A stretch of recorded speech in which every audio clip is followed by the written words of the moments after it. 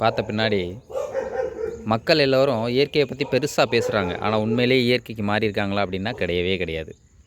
எந்த மக்களுமே இயற்கையை நோக்கி பயணப்படுறது கிடையாது. ஏன்னா அதனால் மக்களுக்காக வேண்டி இயற்கையை நோக்கி ஒரு பயணம் மாதிரியா இயற்கைக்கான ஒரு வழியை நான் காட்டிகிட்ருக்கேன்.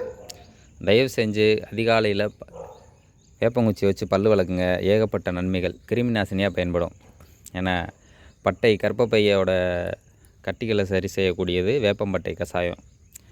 அதனால் எளிமையாக நீங்கள் இதை பயன்படுத்தலாம்.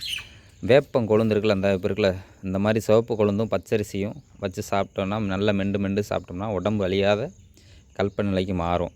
ஏன்னா இதை தெள்ளு மாவுன்னு சொல்லி அம்மன் கோயிலில் கொடுப்பாங்க. நீங்கள் எல்லாம் பார்த்துருந்தீங்கன்னா, அம்மன் கோயிலுக்கு போயிருந்தீங்கன்னா உங்களுக்கு தெரியும். அதனால் வேப்ப மரம் பெரிய வரப்பிரசாதம். வேப்பங்குச்சிகளை தயவு செஞ்சு பயன்படுத்துங்க. நிறைய பேர் வேப்பங்குச்சிகளை